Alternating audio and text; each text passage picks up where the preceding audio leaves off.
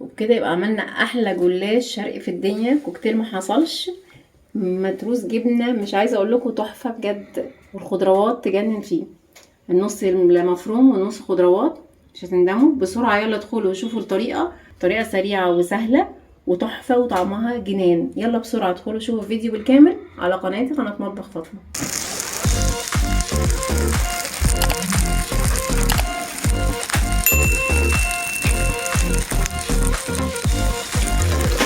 مش عايزين ننسى اللايك وسبسكرايب وتفعيل الجرس. لفه الجلاش اهي عندي، جايباها طازه. شويه العصاج اللي كانوا عندي، واللي ما يعرفش طريقه اللحمه المعصجه هيلاقيها هنا على القناه، ادخلوا شوفها بالتفصيل.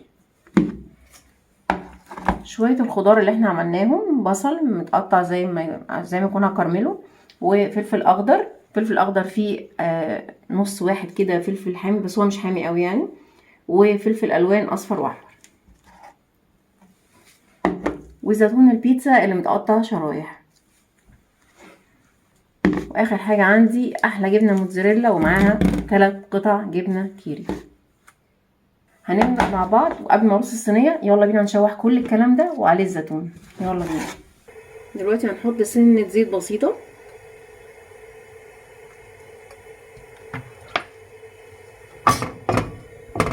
نوزعها مجرد ان هي بس تغطي الطاسه عشان ابدا اشوح فيها الحاجات بتاعتي. هبدا انزل اول حاجه بالبصل،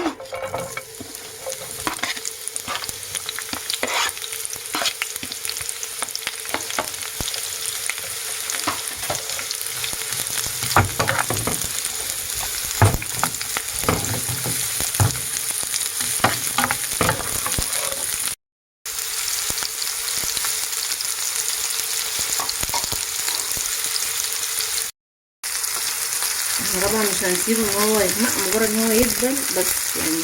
اول ما يبدا يدبل هنزل بالفلفل مع الزيتون.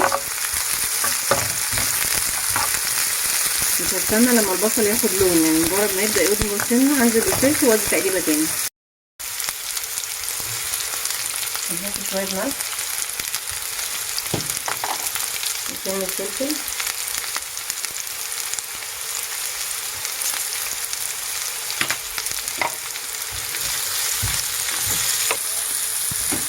ننزل بالفلفل،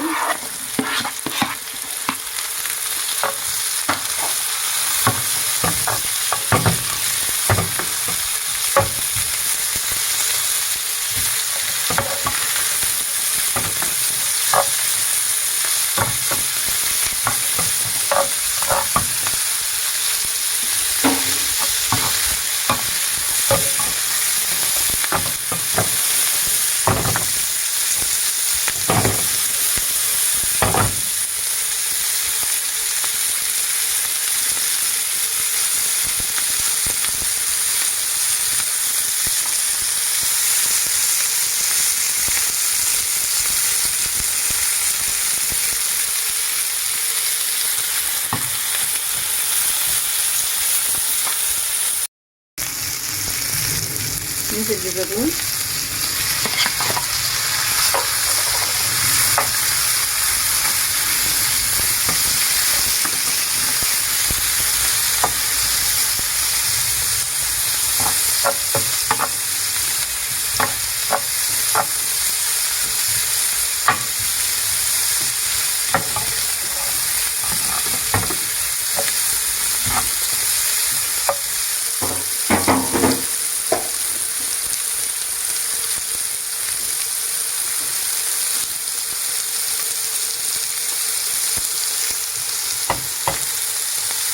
كده احنا هنقفل بقى على الصينيه، وكده جهزت الحشو بتاعي بتاع الفلفل والخضروات. عندي الصينيه اهي، طبعا لو عندنا صينيه حوض او مستطيله هيبقى افضل. تمام. السمنه البلدي مسيحاها، طبعا جلاش يعني سمنه بلدي يودي الدنيا في حته تانية خالص. انا بعمل بالفرشه عشان ما يبقاش الموضوع برضو سمنته كتيره قوي من غير ما احس. كده كده كل طبقه بتبقى واخده سمنه، فبتبقى كده كده كتيره.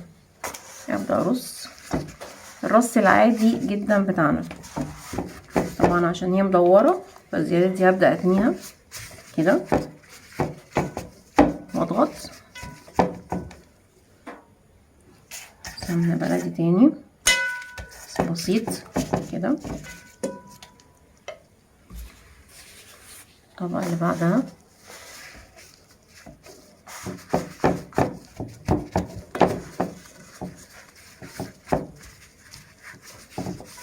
احنا طبعا هنعمل النص والنص. زي ما قلت لكم الفكره جاتني اني ما لقيتش عندي عصاج كتير، وقلت طب ما انا اعمل نص خضروات ونص لحمه معصجه. وعايزه اقول لكم ان الولاد اتبسطوا بيها قوي، عشان كده حبيت اشارككم بالفكره. هجيب العصاج بتاعي، هبدا احشي بالطول نص لحمه معصجه ونص الخضروات والجبن بتاعتي. هبدا احط العصاج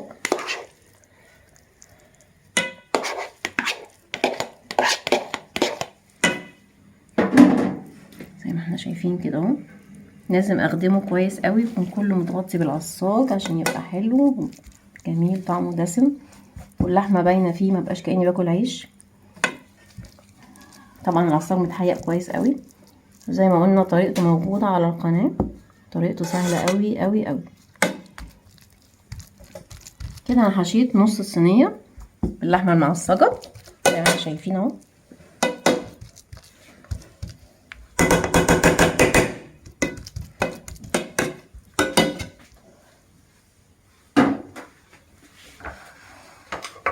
نيجي بقى عند الجنب التاني، واحلى خضار في الدنيا. واو،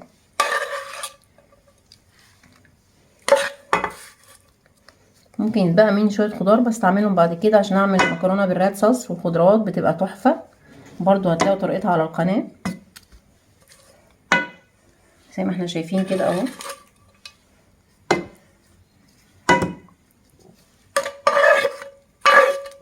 يا جماعه اختراع بجد، لا بسرعه بسرعه قوموا اعملوها مش هتندموا تماما.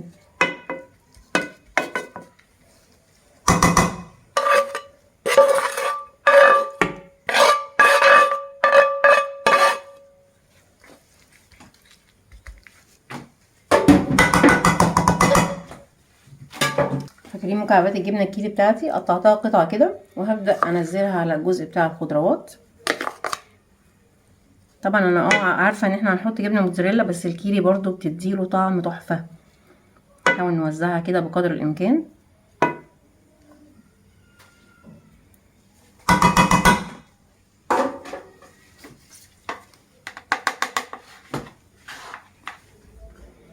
انزل بعد كده بالموتزاريلا، خلطتها على فكره بجبنه جوده.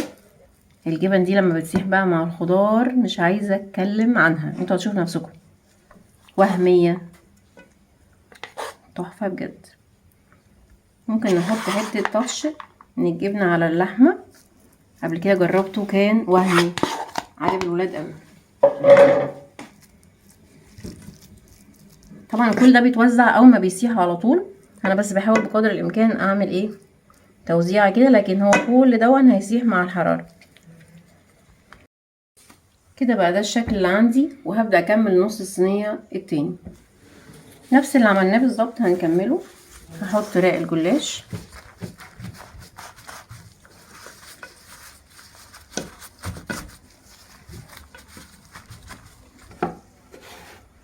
عشان السمنه بتاعتي ما ننساش. مش بحط كتير طبعا، عشان كمان الجبنه لما هتسيح هتبقى اصلا هتنزل دهون. بصوا الزياده المره دي حطيتها هنا، نخلي بالنا احنا نرص زياده الورقه حطيتها هنا. المره الجايه هعكس، هخلي زياده الناحيه التانية عشان ما الاقيش ناحيه تخينه وناحيه مش تخينه او رفيعه او رقيقه في الجلاش، بالتبادل يعني، عشان ما خدش باله في الرصه بتاعه النص الاولاني دي اهو. بقول لكم انا كده وضبت عندي الصينيه اهي زي ما قلنا. ده النص العصاق وده الخضروات، هخليها على وضعها كده، اهم حاجه مش هحرك ولا الف فيها. تمام. هبدا اجيب البيض باللبن بتاعي اللي هبدا اجهزه عشان نرش على وش الصينيه واشرب الجلاش بيه. جبت كوبايه لبن كبيره، مج لبن، وبيضايه كبيره او بيضتين صغيرين، هقلبهم مع بعض مع سنه الملح والفلفل بتاعتي عادي جدا.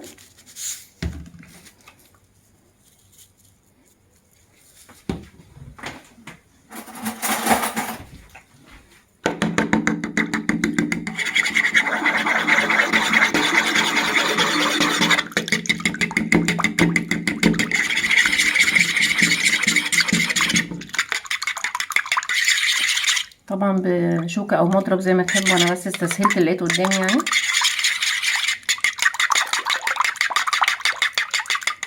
قبل ما احط البيض باللبن بتاعي هبدأ اقطع الصينية الاول، اهم حاجة دي خطوة مهمة جدا عشان مش هعرف اقطعها بعد كده لو ما قطعتهاش دلوقتي. بالراحة خالص من غير ما احرك. ده كده النص بتاعي اهو يعتبر تمام. وده نص الخضروات اللي عندي. طبعا بتحكمي في القطعة وحجمها زي ما انت عايزة. مش هحرك الصينية برضو، هبدأ اقطع. ليه بعمل كده؟ عشان البيض باللبن يدخل لجوه خالص، في نفس الوقت يبقى سهل بعد كده ان انا لما تستوي اقطعها، هتبقى التقسيمة باينة برضو.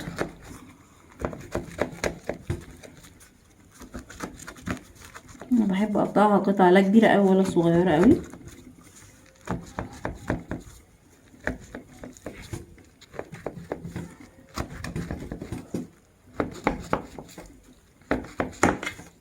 طب هنفرق ازاي بعد ما تدخل الفرن اللحمه من الخضار، وخصوصا ان انا وارد ان انا اقلبها جوه الفرن؟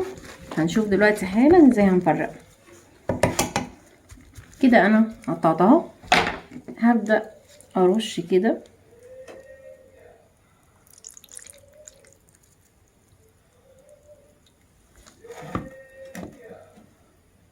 واتاكد ان هو غطى كل الصينيه، وهي بوضعها كده هلفها من غير ما احركها برضو من مكانها، مجرد ان انا اتاكد ان هي اتشربت كلها.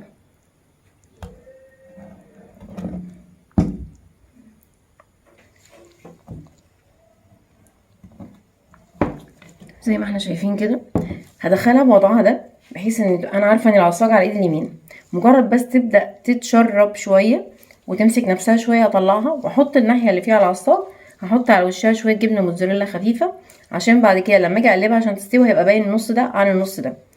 هحط في الناحيه اللي فيها العصاج لان التانيه متروسه جبن، فبصراحه مش عايزه احط على وشها جبن تاني. وفي نفس الوقت اللي عليها عصاج او اللي جواها عصاج لما احط على وشها موتزاريلا هتديها تاتش خطير.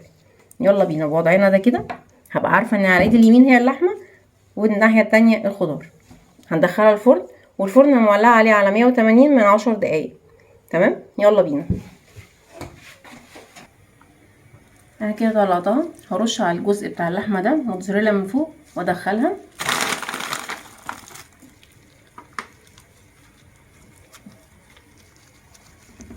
زي ما احنا شايفين نحاول نوزعها كده بقدر الامكان، ما تكونش كتير قوي برضو.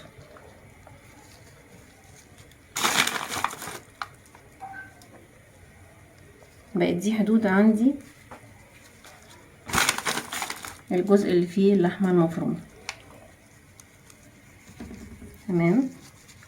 هندخلها وعلي الفرن على 220 وتلت ساعه ونشوف احلى صينيه جلاش كوكتيل.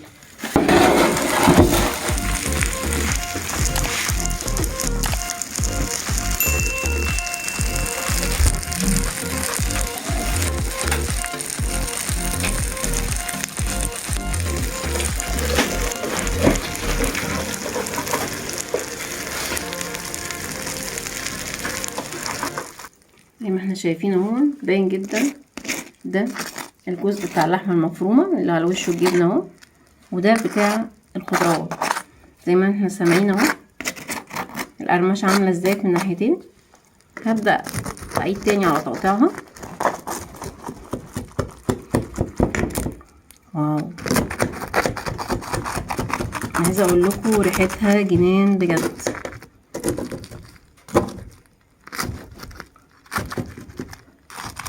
وانتي بتقطعي هتلاقي ان مكان التقطيع القديمه باين على فكره.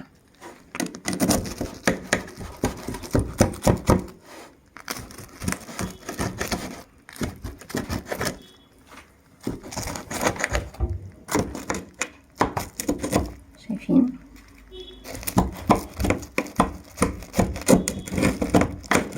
شايفين الجمال ده؟ النص المحشي لحمه مفرومه تحفه، والجبنه عامله فيه تاتش هايل. تعالوا نشوف بقى الجزء بتاع الخضروات. شايفين الجمال؟ كده انا عملت احلى بيتزا شرقي مشكله، بيتزا شرقي كوكتيل، بيتزا باللحمه وبيتزا بالخضروات. سامعين الصوت؟ سامعين الصوت؟ انا كمان لو حاولت اطلع لكم حته هتشوفوا الجبنه عامله فيها شغل ازاي. بصوا شايفين؟ روعه. يلا بسرعه قوموا اعملوا بسرعه الصينيه دي بجد مش هتندموا. قبل ما نروح ما ننساش اللايك والسبسكرايب وتفعيل الجرس، والف هنا وشفا ليكم. وبكده يبقى عملنا احلى جلاش شرقي في الدنيا، كوكتيل ما حصلش، متروس جبنه مش عايزه اقول لكم تحفه بجد، والخضروات تجنن فيه، النص مفروم والنص خضروات. مش هتندموا. بسرعه يلا ادخلوا وشوفوا الطريقه، مش هتندموا، هتعملوها كتير جدا. طريقه سريعه وسهله وتحفه وطعمها جنان. يلا بسرعه ادخلوا شوفوا الفيديو بالكامل على قناتي، قناه مطبخ فاطمه. مش عايزين ننسى اللايك والسبسكرايب وتفعيل الجرس.